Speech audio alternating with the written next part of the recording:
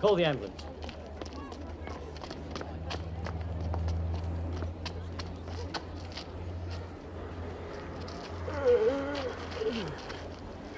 My God, this man's still alive.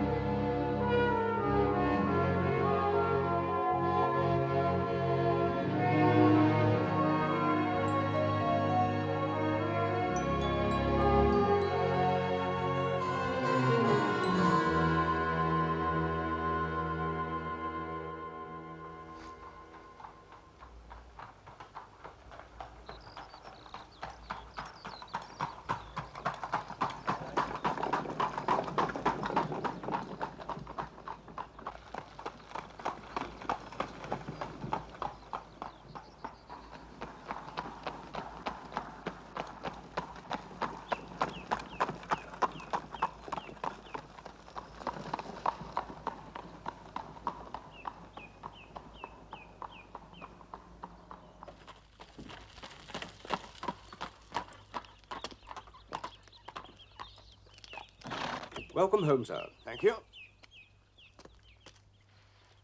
Here we are, my dear. Mason, this is Miss Wheatley. Ma'am. Miss Wheatley's room is prepared? Yes, sir. Splendid. Be a good fellow and take her bags up, will you? And Master Clive and Miss Christina, they're here? In the library, sir. And Master Giles, too? Yes, sir. Fine. Fine. Now, I can assure you, my dear, there's absolutely nothing to be nervous about. They'll take to you. Of that I'm convinced.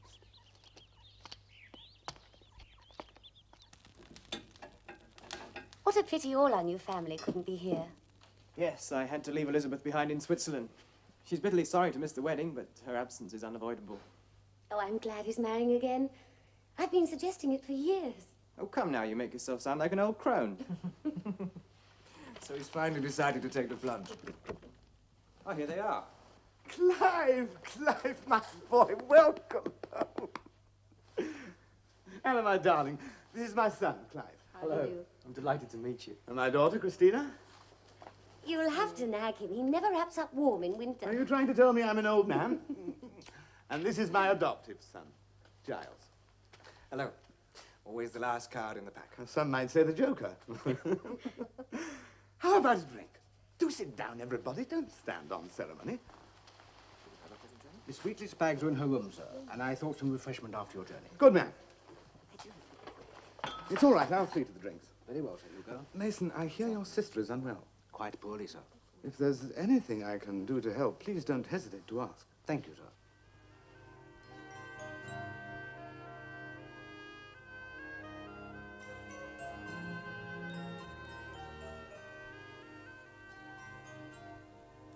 They've taken you to their hearts. I was naturally very anxious to make a good impression. And what impression did my progeny make on you? Christina is delightful. And already spoken for, I suspect. She and Giles. They seem devoted to one another. They'd have me believe them mere acquaintances. And what did you make of Clive? He has your sense of humor. He himself will be marrying shortly. I'm surprised he didn't suggest a double wedding. We'd steal his thunder, and he knows it.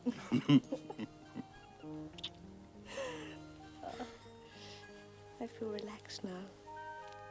I hope your children feel the same. My children are full grown. They'll all be going their own separate ways before very long. Then I will give you children, Hugo. Nothing would delight me more. Dearest Anne. The time? You'll be late, and you've said the meeting can't start without you. I'll not be away for more than a few hours. Psychical research. How long have you been involved in it? Some years now. And your photography? Early days. Are you as reticent with Christina about your work as you are with me? It is not something that would interest you particularly. Everything you do interests me. What exactly do you photograph? You wouldn't believe me were I to tell you. Try me. I think not. Darling, is something wrong? Nothing. I'm sorry, I shouldn't have asked. Very well, in all fairness, I ought to tell you. You will think it preposterous, if not positively macabre. I can think nothing unless you explain. My colleagues and I Sir Edward, whom I've met. photograph the dead. A smudge here.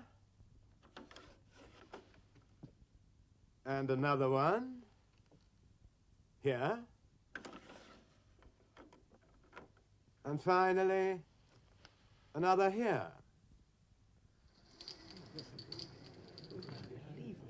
At first, I was tempted to explain away the smudges I've shown you by bad exposure. But, Sir Hugo, 3 different pictures taken on 3 different pieces of equipment by... 3 different photographers. It is perplexing, to say the least. All 3 slides, apart from the smudge you've seen, have one thing in common. Your president will explain. Sir Edward? Each of the subjects in the slide Sir Hugo has shown you was about to die.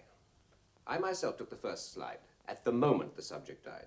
Sir Hugo took the second slide. And also recorded a man in the process of dying. The third photographer has testified that he, too, waited until the moment of death before recording the subject. And each slide is characterized by that smudge. Your president has suggested what that smudge might be.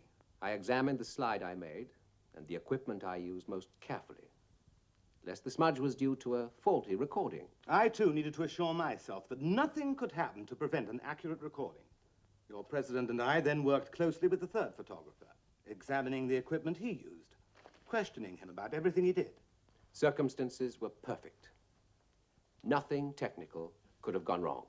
The 3 of us were therefore obliged to conclude one thing and one thing only. I myself prepared the plates and designed and developed the impedimenta used in the recordings, and I am satisfied it was used properly. Gentlemen, what you have seen, what we have recorded, is the soul at the moment it departs the body. At death.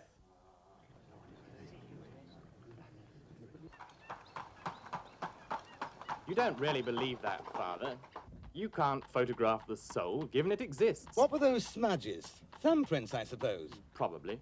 I've always taught you to keep an open mind, but little did I know you'd turn out to be such a skeptic. I'm cautious, that's all. Wary about claims made by researchers into so-called psychic phenomena. When do you return to Switzerland?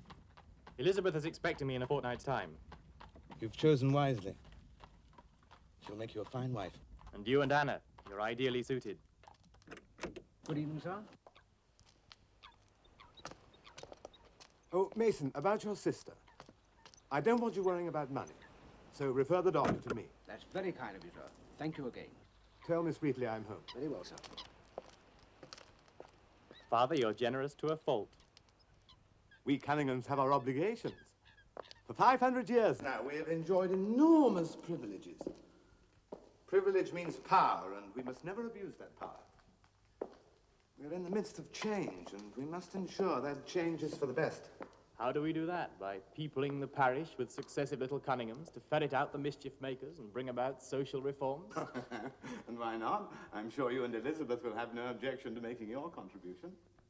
I suppose your father will approve of our engagement? Well, of course he will. But I think you'd better say nothing until after he and Anna are married.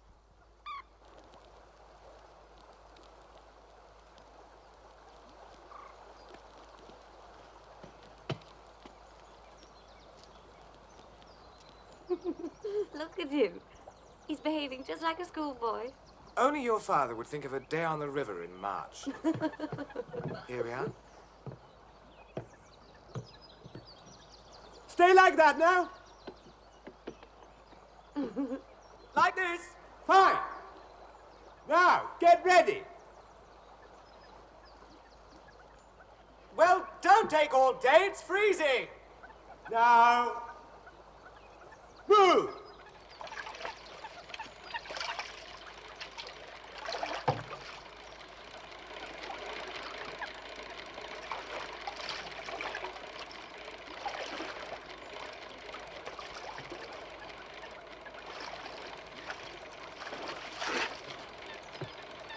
All right.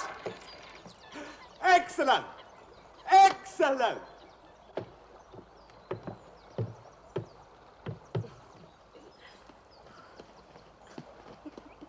Phew.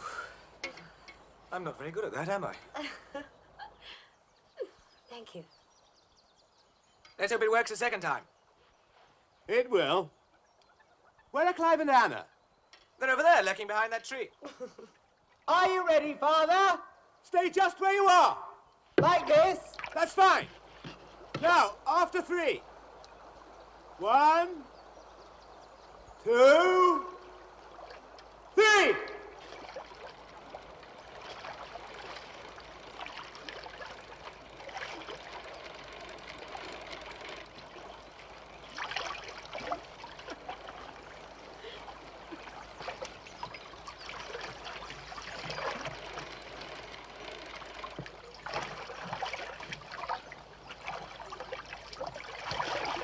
The pole's stuck. Clive! Mind that branch! Clive! Anna! Take it! Fetch a boatful! Anna can't swim!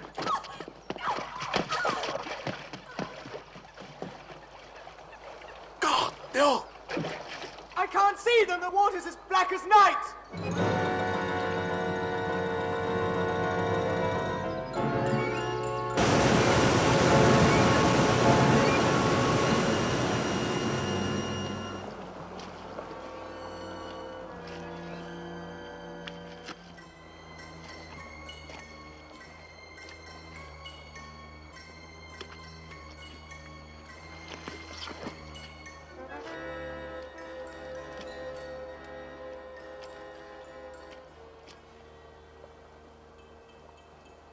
It's Anna.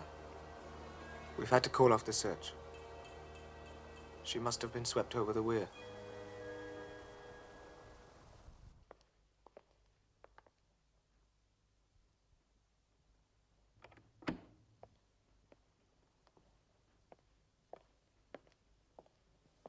What are you doing? Why are you working so late? I've been developing the pictures I took when... You mean of Clive? Of Clive and Anna. Oh, you can't. Why not? It's the only memento I have. I must see them again. I must see them now. Turn down the light, will you?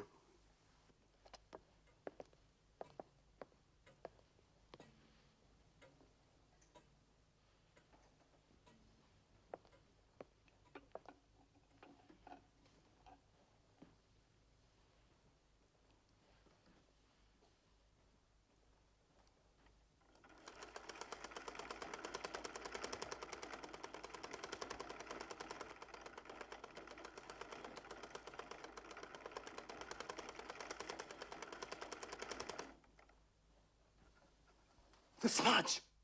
What is it? It moved. You saw it for yourself. It bore a marked similarity to this smudge here. And here. And this one here. What on earth is it? The Psychical Research Society maintains that there are photographs of the soul departing the body. And that's what you recorded on your moving pictures? Well, that's what we saw just now? No. Well, but then what? What we saw was moving towards Clive. You said yourself it moved. Yes. Was the smudge trying to warn Clive of danger? Did Clive see it? Did he know he was about to die? I must find out. How can you? It's impossible. I have to take another photograph. Of what? There is a widely held belief that a dead man retains the indelible image of death. That's superstition. Possibly. I have to photograph Clive. Now, after all this time, after 2 weeks. Not a pleasant task, but one I cannot neglect. But even if that belief turns out to be true, what do you hope to achieve? I've got to determine the true nature of what we've just seen. On that sheet and on those slides. By photographing the remains of your dead son. I can't imagine I've got to know if Clive knew he was about to die. I shall go out of my mind if I don't know. And you expect me to help you? I beg you, Giles.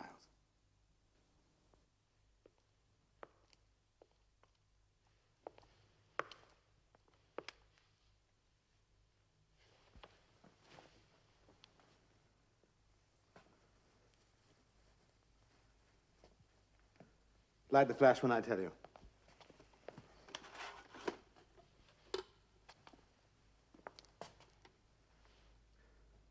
Now.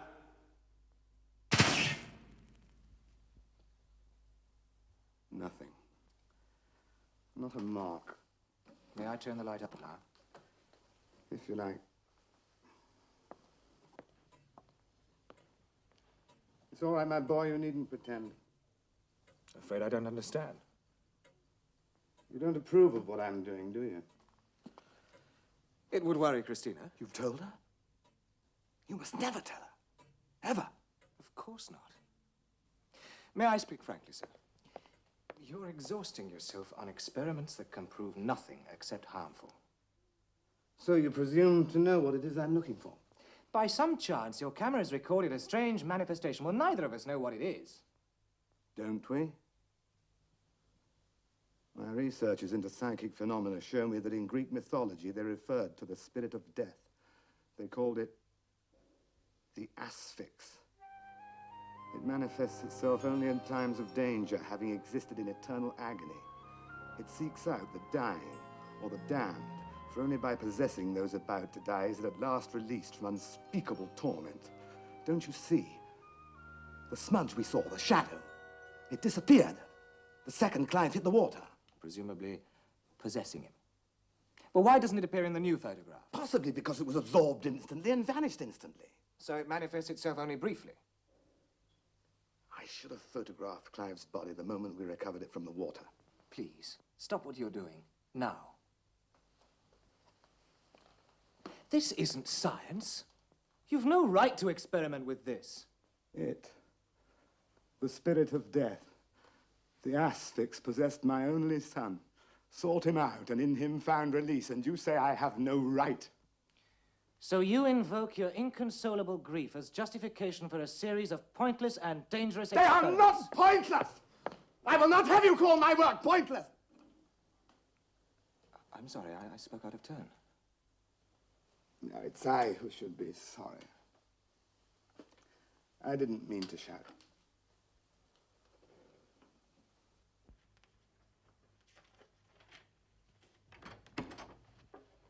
Sir Edward Barrett.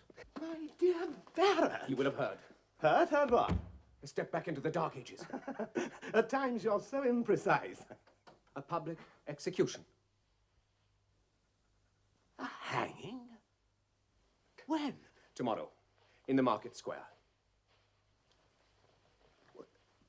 Is there nothing you can do to prevent it? Nothing. With all due ceremony, the authorities will intone a prayer, ritualistically snap a man's neck, and then leave him hanging there, lifeless at the end of a rope. I dare hardly believe it. There hasn't been a public execution for years. Who ordered it? Judge Hall. As an example, he says, necessitated by the appalling increase in crimes of violence. Oh, the reform movement has pleaded for clemency. Deaf ears. Hugo, I want you to record it. You mean photograph it? Photograph a hanging? So that the whole barbarous spectacle is put on record. Well,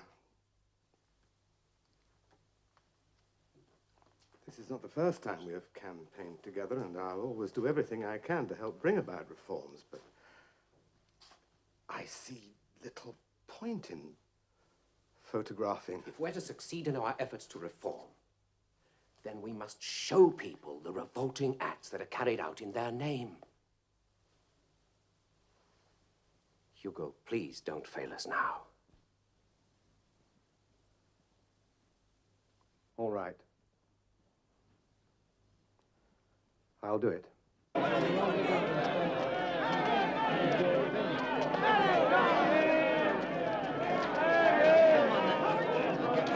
Come here. Now get right back. Come on. Get right back. Get back. Now get back. Get back. Join me in stamping out legalized murder.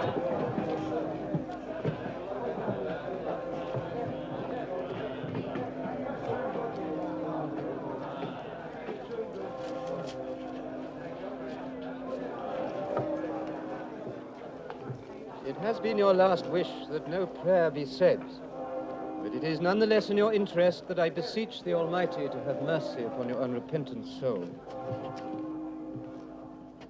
Such persons as stood convicted of notorious sin were put to open penance and punished in this world, that their souls might be saved in the day of the Lord, and that others, admonished by their example, might be the more afraid to offend. Stop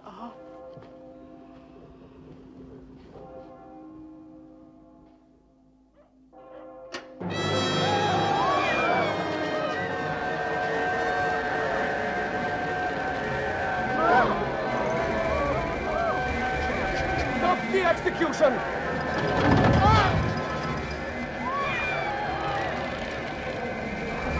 Cut him down! Let him go! He must be innocent! Enough! That is enough!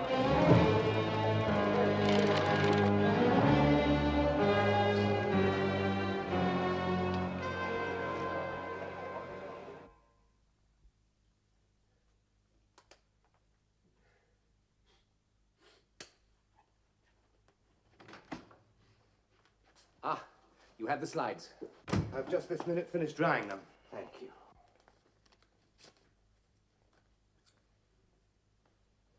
These will be most useful to the movement. Both slides and moving images. Moving images? I don't understand. I mentioned before, I've invented a device whereby I can record moving objects. Then we must show both sets of images. No. The moving pictures I wish to keep for my own private purposes. And what are they? I'm afraid I cannot tell you. Oh, come now, Hugo. We have no secrets. We must share what knowledge we gleaned from our researches. You've made some new discovery. Possibly. But it is not something I wish to discuss. You've other theories, I can tell. About what, though? The apparition at the hanging. Have you recorded that in movement? I've told you I don't want to say anything to anybody. Until you're absolutely certain, of course. Perhaps. But Hugo... That is all.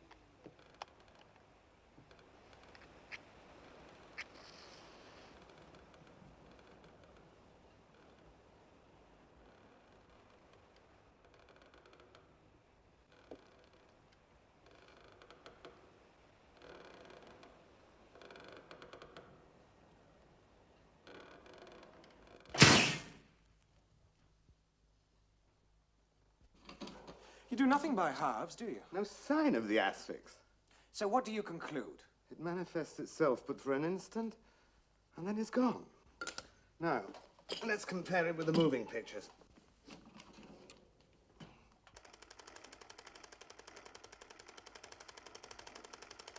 Good grief.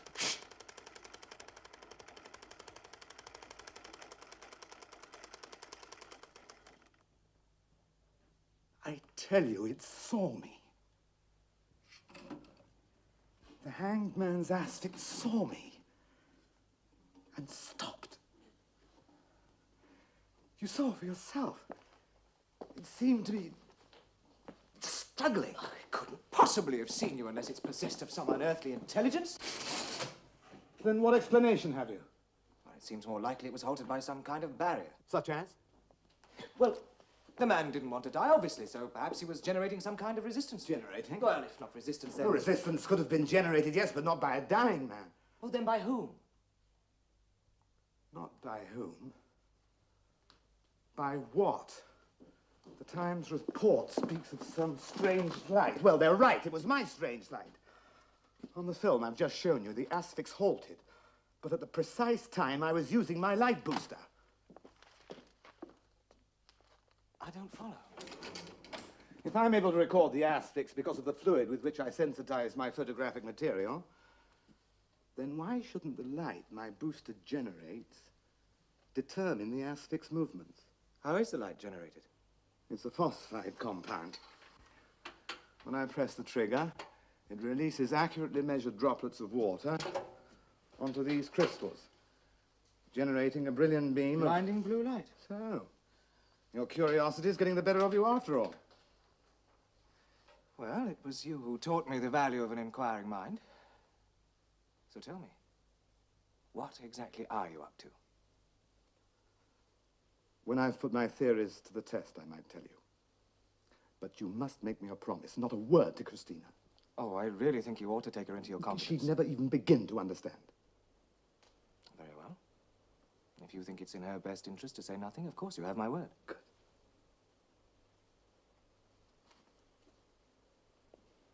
Giles, find me a guinea pig. No wonder he's complaining. You've not fed him for 2 days. He shall have something to eat now.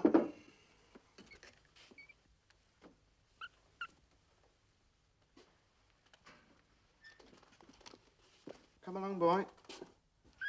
Food. You're going to kill him? I know what I'm doing. Now, let's line our little friend up. Get him into focus.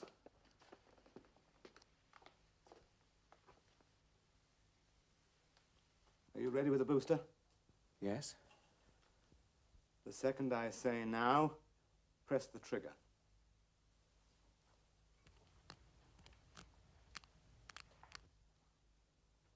Now!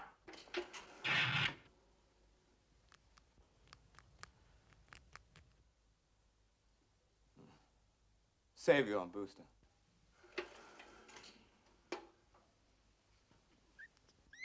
The booster! Turn on the booster! There it is. There's its Asphyx. Turn off the light. You'll be able to see it better.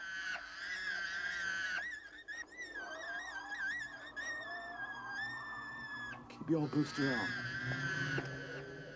Train the light on the Asphyx.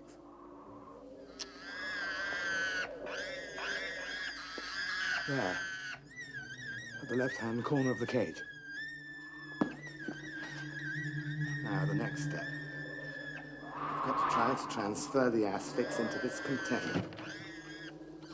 Do exactly as I tell you. Now, carefully, very carefully, bring the beam across towards this box. I'll try, it's not easy. Then take it slowly, very slowly.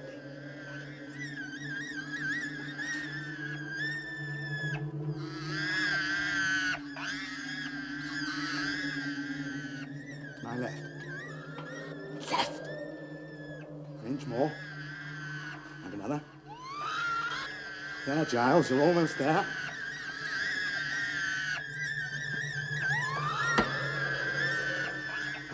more. Spread. They won't merge. They've got to merge. One seems to be rejecting the other. One of the Asphyx seems to be the dominant one, the stronger. Just keep your booster on.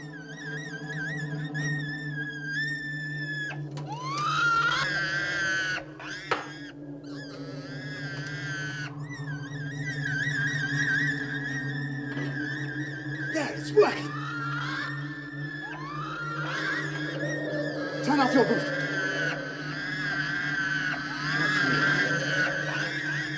Watch your man.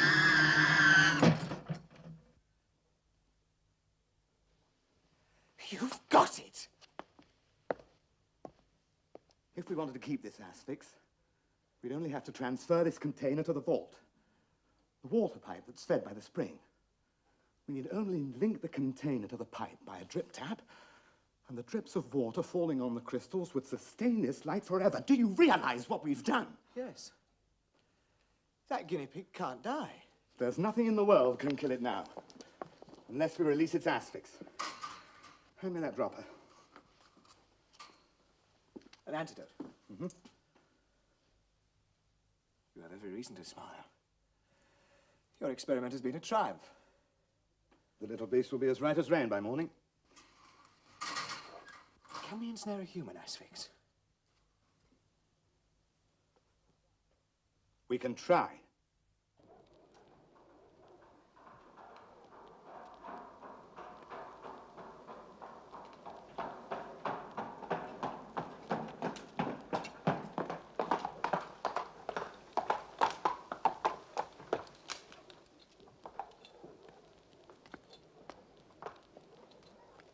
Wait here. Yes, sir.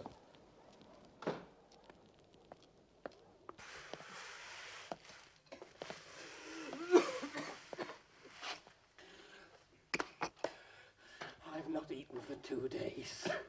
Why have you kept my food from me? You deserve to be punished. Because you can read and write. You got these registered protests about conditions here, didn't you?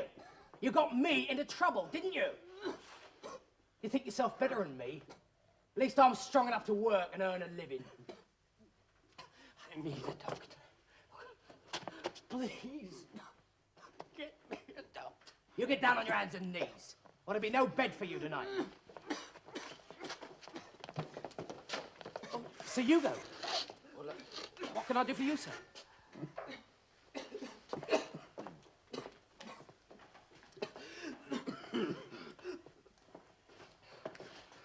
You have a fever. A fortnight now. Oh, please, get me a doctor.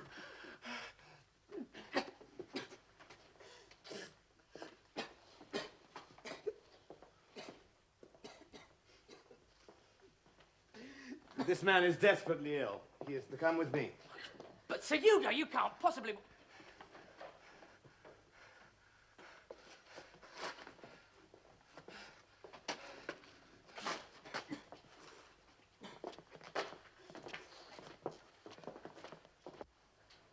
Why has he brought that poor man here?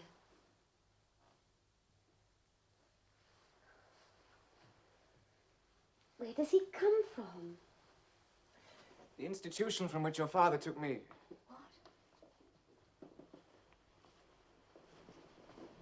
I don't understand. Beat house.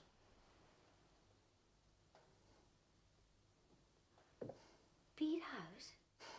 Yes. Yes, I'm a foundling on a doorstep. I could be... any... I'm no match for you. Why should that stop me loving you? Perhaps in time it might. No.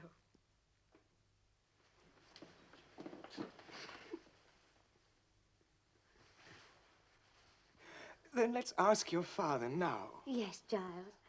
But please tell me what you're experimenting with. I went into the laboratory. What? There was a sort of box. Something was in it. I'm sorry. You weren't meant to see that. What is it? You mustn't say anything. Giles, please, why won't you tell me? Your father has sworn me to secrecy. That's the least I owe him. But that man, why is he here?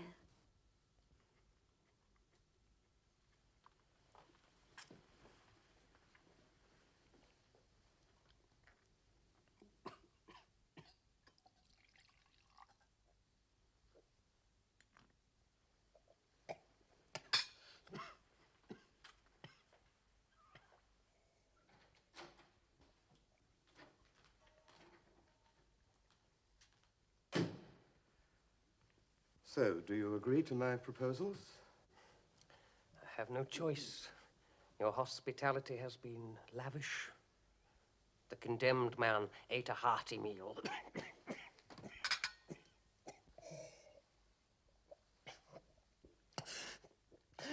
What did the doctor say?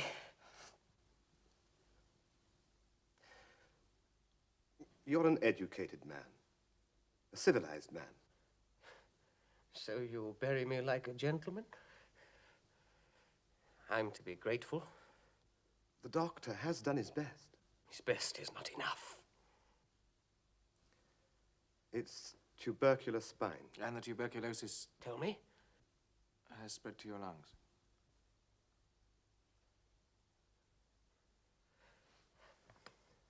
How long have I got? A day, perhaps 2. If you've no objection, I should like to go to my bed. Giles here will help you. I need no help. I've slept in hovels and doorways, but never, I confess, amidst the paraphernalia of a laboratory. But if that is my lot, who am I to question the wisdom of my maker? Before I go, I would like to ask one thing. And what is that? When I'm dead, spare me the dissecting table. Bury me in the earth. Alive, I've been no use to man or beast. But dead, I may feed a few dried tubers. Good night.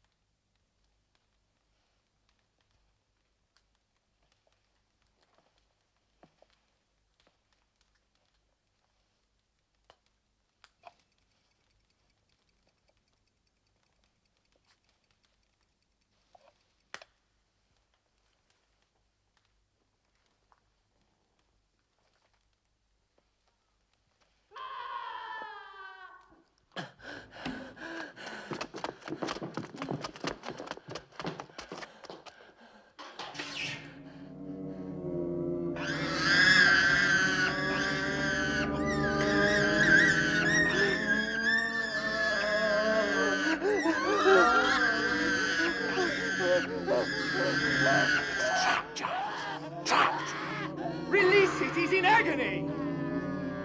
But first we must seal it off to prove it can be done.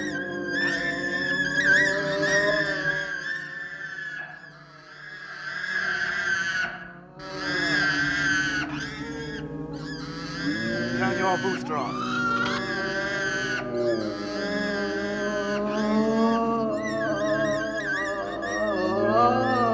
Turn the box towards the Asphyx.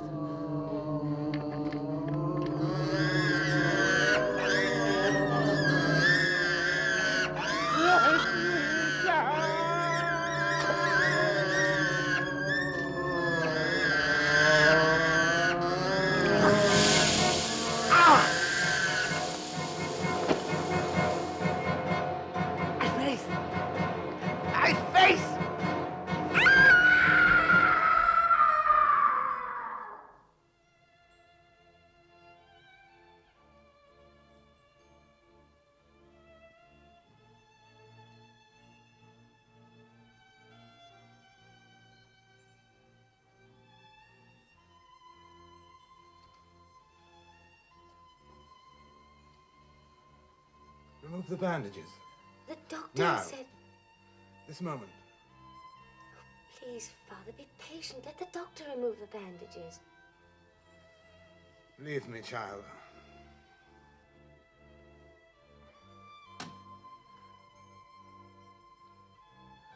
One day I will explain.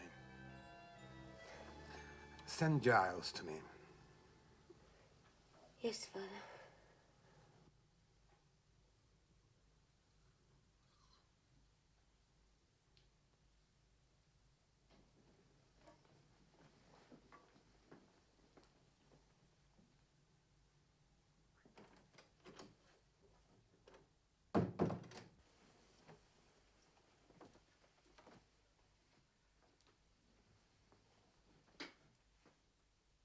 You wanted to... Ugly? Yes, but I'm not required to look at it. You shouldn't have removed the bandages. It handicaps me in my work, and my work cannot wait. Yes. You mean your real work. The true nature of your experiments. So you have guessed. Immortality. Yes. You've seen for yourself that it is within my grasp. Trap a man's asphyx in that beam of light and seal it off so that it has no way of escape and you have immortal man. I can't even begin to grasp such a concept. Why? Because of the time it would take. The duration of a mere heartbeat. The blinking of an eye, so vast as eternity, having neither beginning, nor middle, nor end. But why pursue immortality? I once told Clive we are in the midst of change, and we must ensure that change is for the good of all. Well, once immortal, one could govern the course of events perpetually, and with the wisdom of each successive age and civilization. Sir, you've lived a fine and honorable life. You have responsibilities, yes, but one of them requires you to know when to relinquish power. Giles, I need your help. I want you to summon up my own asphyx, to trap it, and put it in the vault next to my son. Think of the future. Imagine your grief when Christina predeceases you. You give me an idea. What? You love Christina, don't you? Yes. Should you approve, we'd like to marry. I had expected that.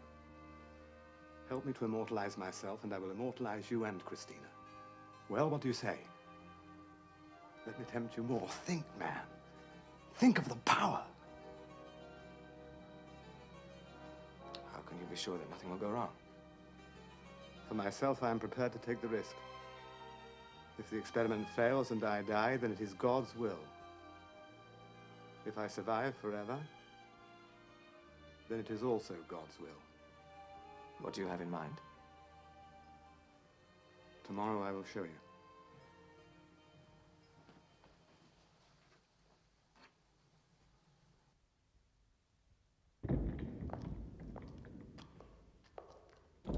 Let me explain. The experiment works. You and I will seal off my asphyx in here. Giles, I want you to order me a lock for the door of the vaults. A lock for which there is no key. A lock that will make that door impregnable. A combination lock? Exactly. I must ensure that my asphyx cannot escape, and that I must never be tempted to release it. The number of the lock you will write on a piece of paper and put in my desk. When I am immortal, I will destroy the paper. And should the experiment fail? And I die? Then it is here I wish to lie alongside Clive.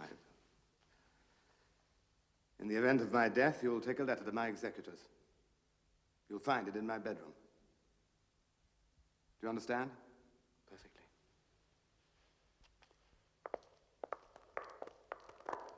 How do you propose to summon your asphyx? What form of death have I chosen? You speak with great confidence.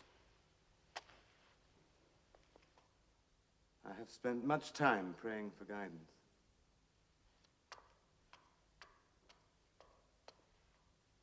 But what method?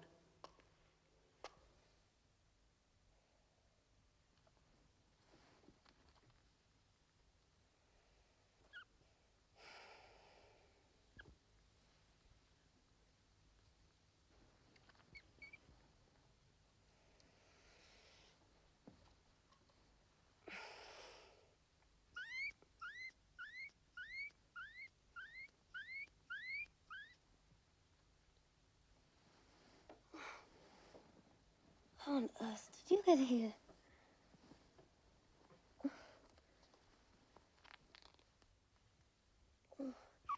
What's the matter?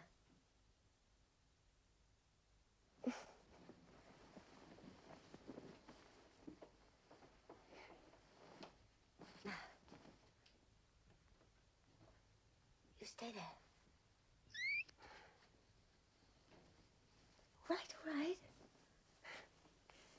Come on. I'd better let you out.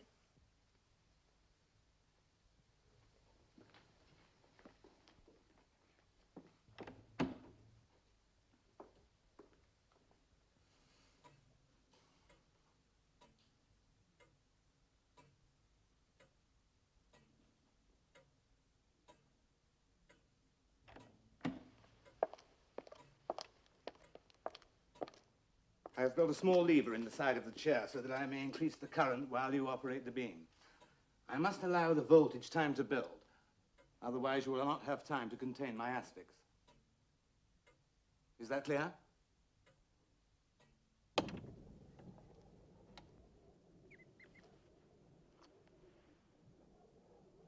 Off you go, then. Off with you.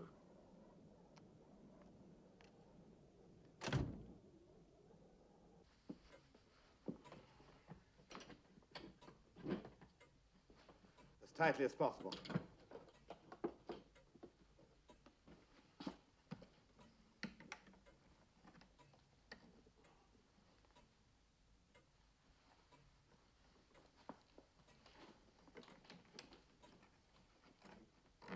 Now, take the straps and fasten them across my thighs and across my chest.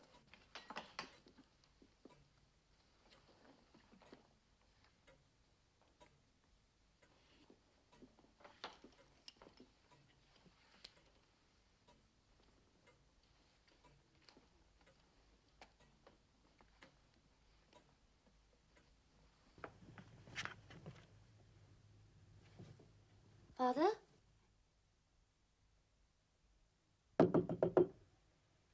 Father, are you asleep?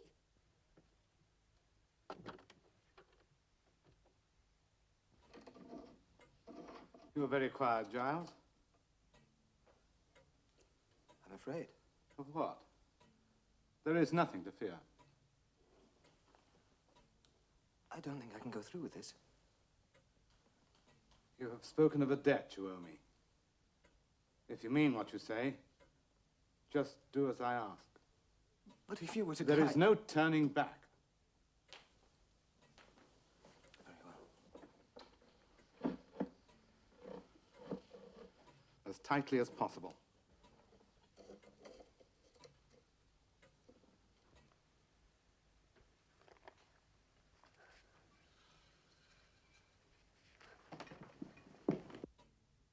Are you ready with the booster? Yes. There are enough crystals? I've allowed for the widest possible margin of error.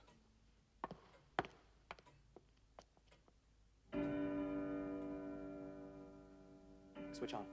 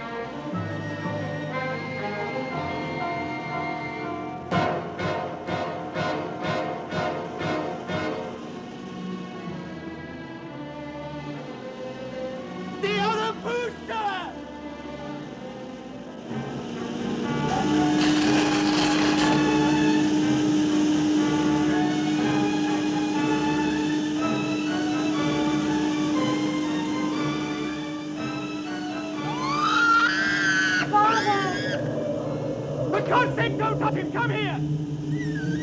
Giles! Come here! My father! What are you doing to him? You must help him!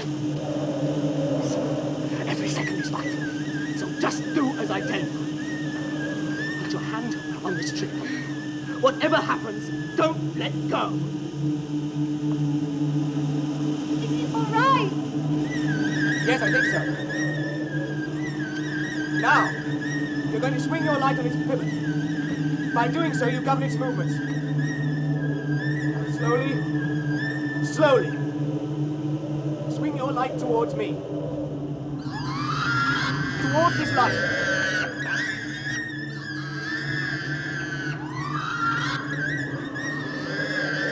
I've got to absorb your beam into mine, you understand?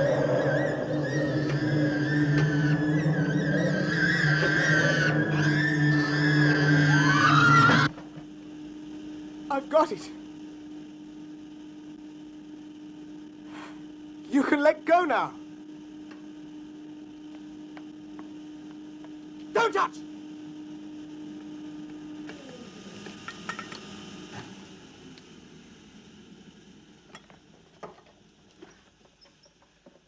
Father!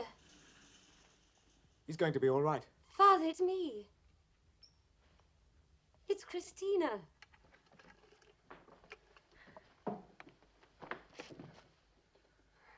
You saved his life.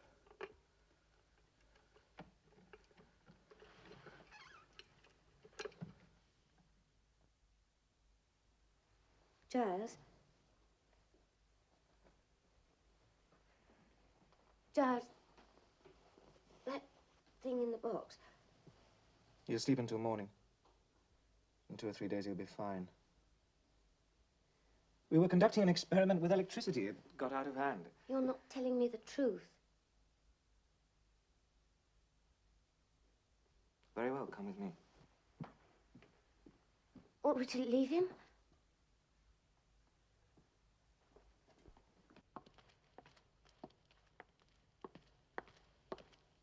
I promised your father that whatever happened, I'd tell you nothing about his work. But Giles, he nearly died. You owe it to me to explain now.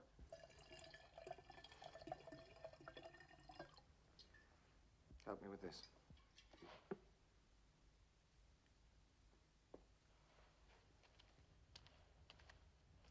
If I tell you, you must promise to forget everything I've said.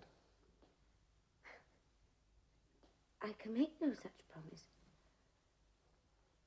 Unless you explain. Just do as I say. Take the other handle.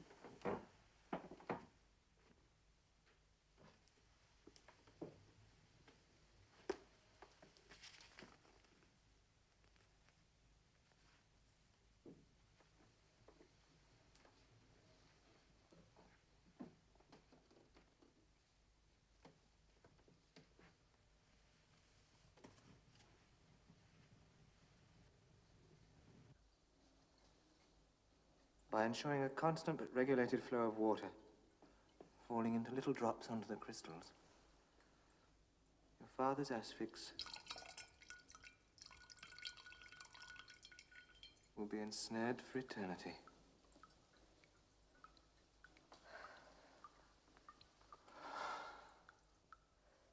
Then, whatever happens, he cannot die. Never. He's now immortal. How can I believe you? If she hadn't arrived when she did, you might have died. That the experiment might need 2 pairs of hands was an oversight that could have proved fatal. So I had to tell her. And of course, she doesn't believe you. Oh, why should she? Then we must convince her, Giles.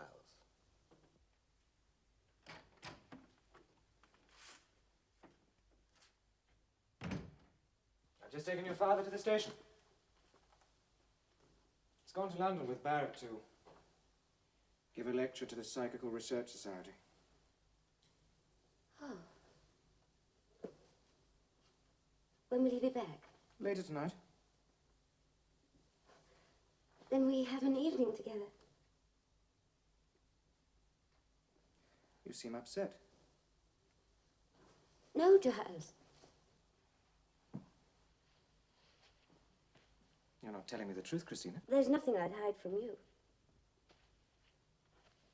Christina, my darling, if something is causing you anxiety, you mustn't hesitate to tell me. Very well. I'm afraid for my father. Afraid? Why? Because he's immortal? Yes, because it's wrong. Your father believes his experiments are only for the best. How can they be?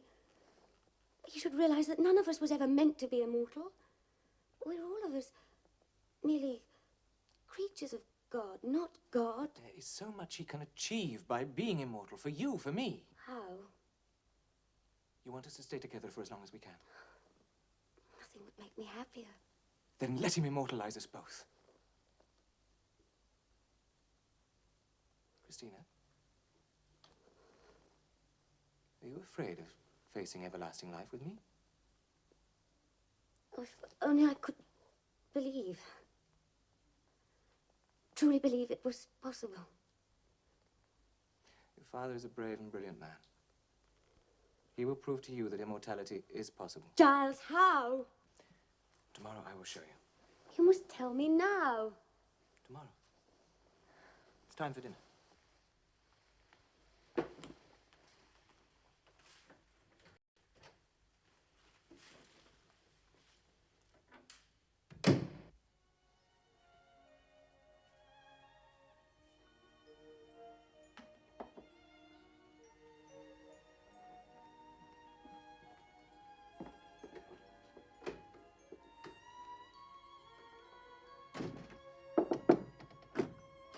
Good morning.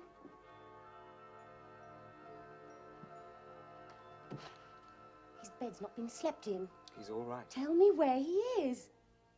Come with me. Why did you lie when you said he'd gone to London? There's nothing to fear. I am afraid, don't you understand? Your father and I will put your mind at rest.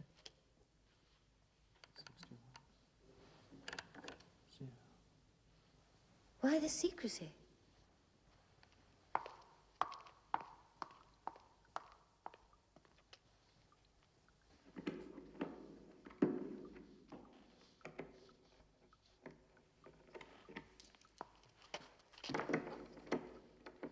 Fetch me a glass of water, will you?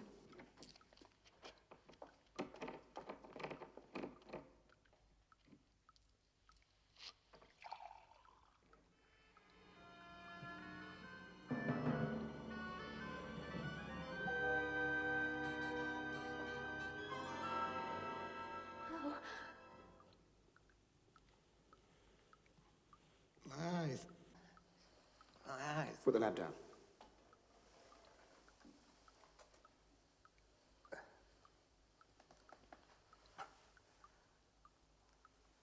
Take this. Slowly. Slowly.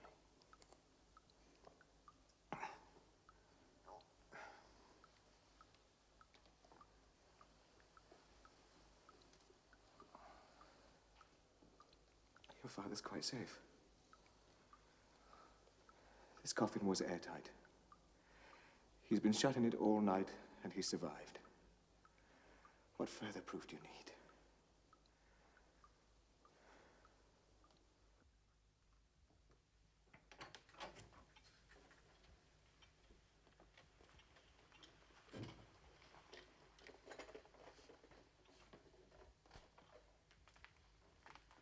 Rose, tell Jenkins I am not at home to call us. Sir.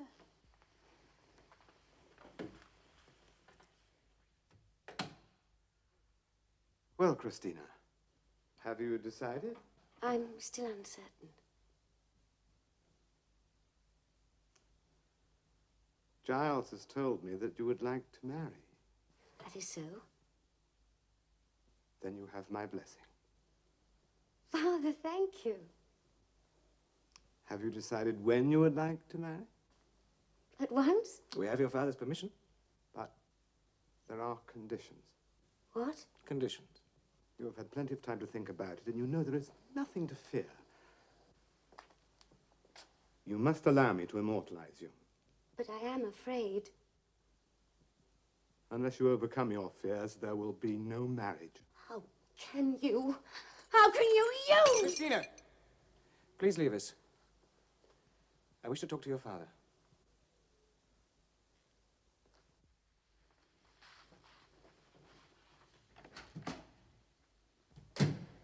I'll not allow you to force her into anything.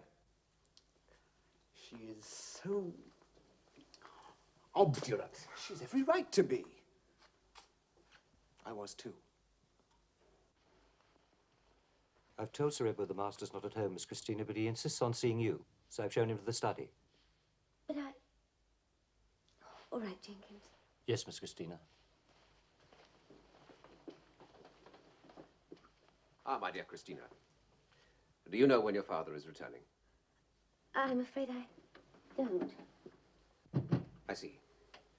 Then please tell him I shall call again tomorrow. No, please don't go. I'd like to talk to you.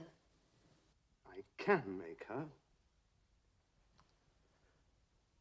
And I will. Let me talk to her again. Very well. Allay her fears if you can. My dear, you must tell me what it is specifically that upsets you. Explain to me the precise nature of his work. He's been able not only to... something on moving pictures, but he's also... Christina. I'd like to talk to you. Giles, I can explain. Giles, I want to know what it is that Sir Hugo is doing that so upsets his daughter. I'm sorry, I can't tell you. I urge you, explain. Is it something to do with the moving images he told me about? Of the hanged man? What has he recorded? What does it show him? What has he discovered?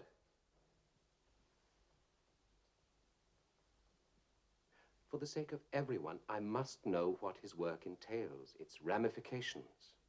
If Sir Hugo has made a breakthrough, then... I have. But I do not wish you to know what it is. You have no right to pry.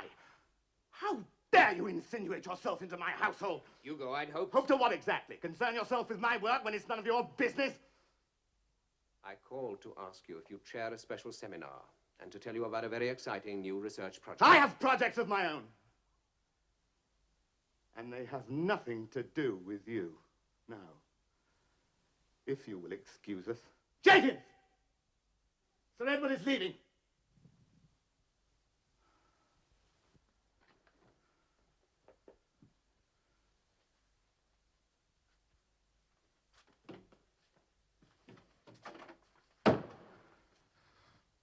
What did you tell him? Nothing, Father. I always thought I had my own daughter's trust, her absolute trust. You have, No one must know anything of my work. Do you understand? I only said that you were making yourself tired. I am not tired, merely impatient. Well, have you made up your mind? She's in no condition to decide anything now. Ever since Clive died and my beloved Anna, I've wanted only to ensure that the Cunningham line should be continued. But if it has come to nothing... Do not question me. I want you to marry Giles. I want you to have children. I will immortalize you all. The Cunningham shall survive forever. Having lost Clive, your brother, I must never lose you. Then I will do whatever makes you happy. Christina, my dear, you must try to understand, if you can, what compels me. I do, Father.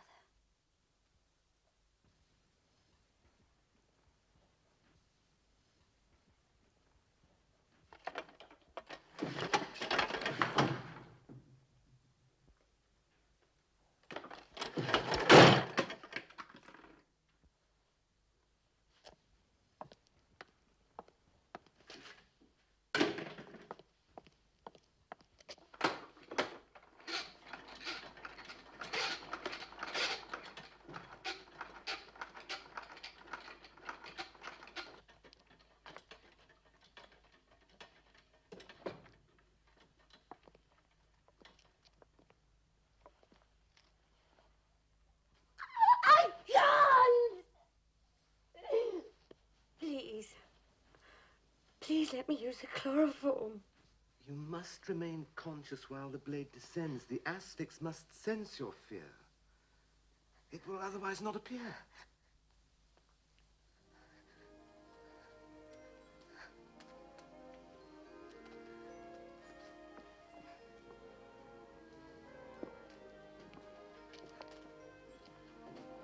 Your father loves you, and I love you. And we've made sure that nothing can go wrong.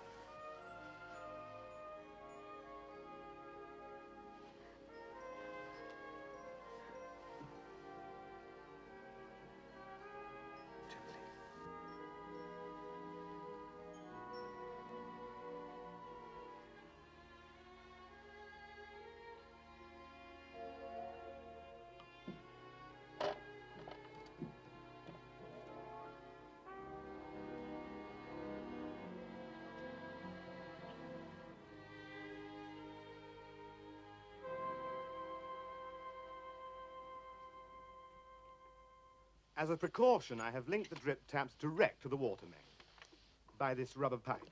So there shall be no danger of the water supply running out during the experiment. Giles has the brake of the guillotine and his booster lever at hand so that he can use both at the same time. Giles? Then release the blade, but very slowly. Give the Asphyx time to appear. Then, when I have trapped it, hold the blade.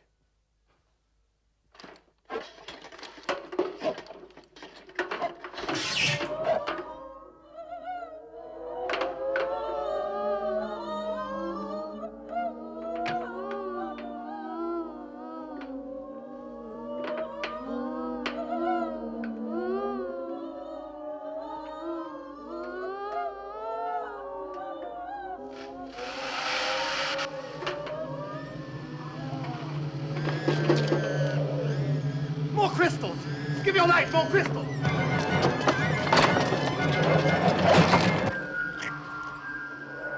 It's failed. It's failed.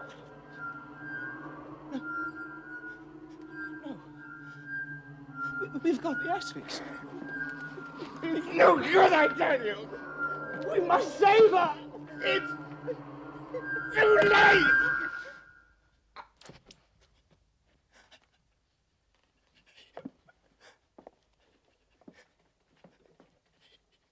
You've killed her. Oh, you've killed Christina.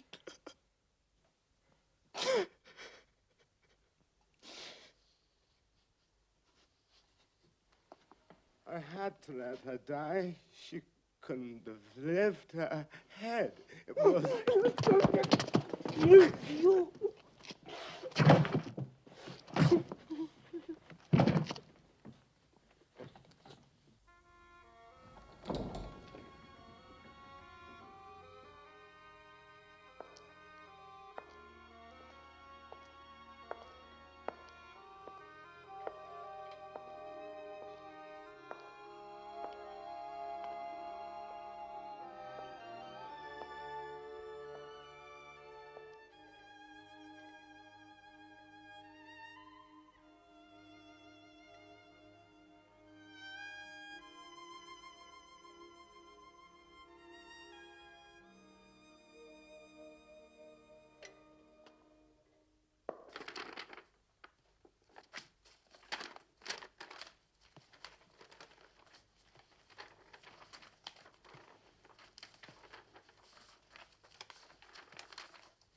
What are you doing? The number of the combination lock. What do you want it for? I want to go to the vaults. Why? We've laid Christina at rest. There's no need to go there. I have every need, Giles. I don't understand. My Asphyx. It's sealed off. No one can get to it. But I must. To ensure that it's safe, I'll do that for you. I am going to release my Asphyx. You no longer want immortality. Damn to eternal guilt, damn to eternal remorse. And if you release your Asphyx... The key to the combination lock is here somewhere. I asked you if you release your Asphyx. There's nothing stopping me. I want only to atone. I want to join my children whose deaths I hold myself responsible for. I want to join Anna. We made a pact, remember? And now I ask you, release me from my obligation. You were to immortalize me. But can't you see that Providence is not to be tampered with? Between us, we have killed the woman we loved. How am I to expunge my guilt? That may take time. So I must become immortal so that time is mine. Besides, I must survive to carry on your work. Then I will keep my promise. If you feel impelled to carry on with the experiments, then you surely must. But in return, you must make me one promise. When I have immortalized you, release my Asphyx and let me end my life. Let me join my children.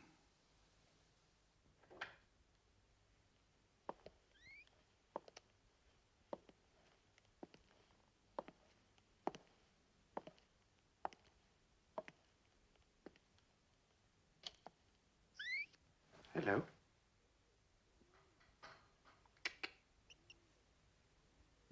Hugo plans and Hugo schemes. Hmm? I too can plan and scheme.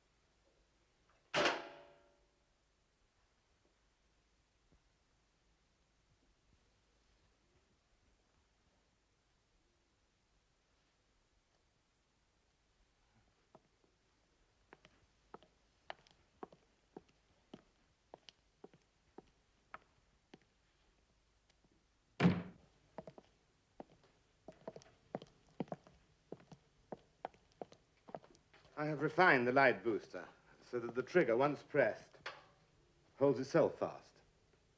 It is then safe for me to attend to the second booster. I've done that. I've Well, renewed the crystals. Oh, I've been patient. You must not forget your promise to me, Giles. Rest assured, everything will go as planned. Don't fail me as I failed Christina.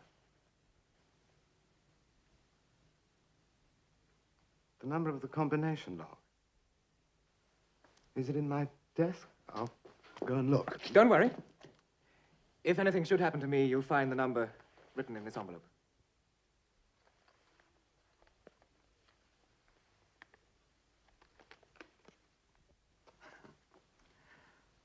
You are wise to take every precaution. Now, I tested the block and pulley earlier, and the gas, and the oxygen. What? Well, once I'm in there, it may take you some time before you can hoist it up and release me. So if anything does go wrong, God forbid, you can turn off the gas and feed through the oxygen. Well, are you ready?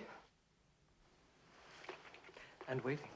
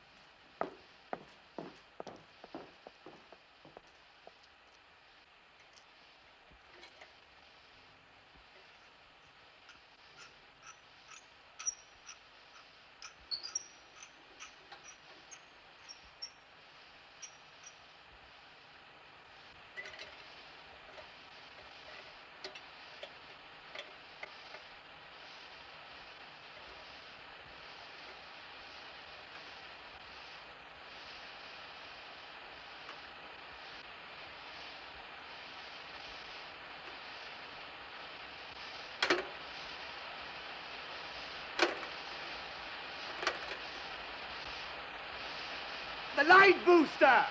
It will work!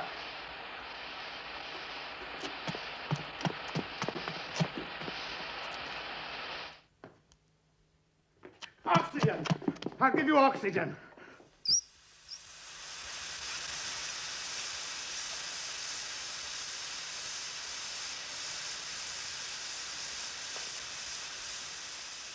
Christina.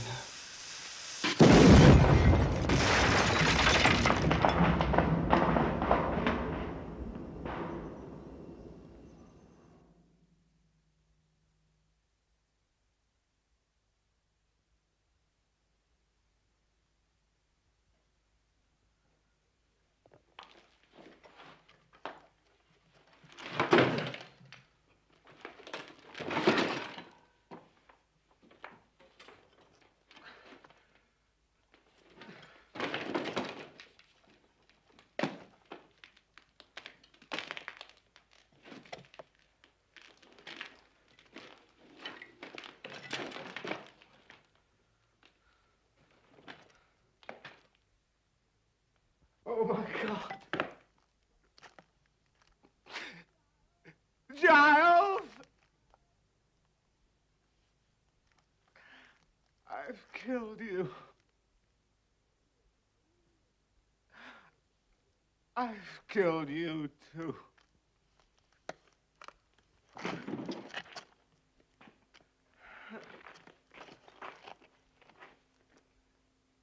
We made a pact, remember? You were to immortalize me. Between us, we killed the woman we loved.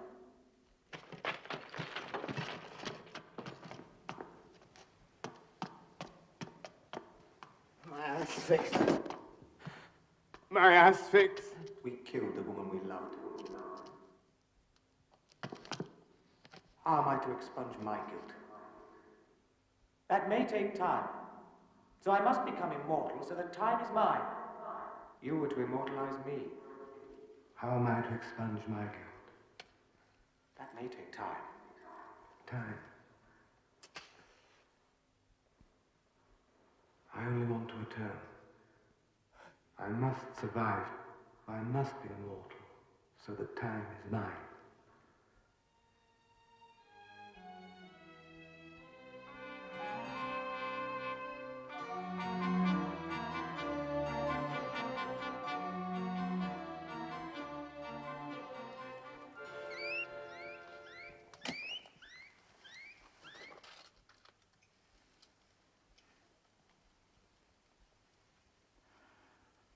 I obey God's will, my friend.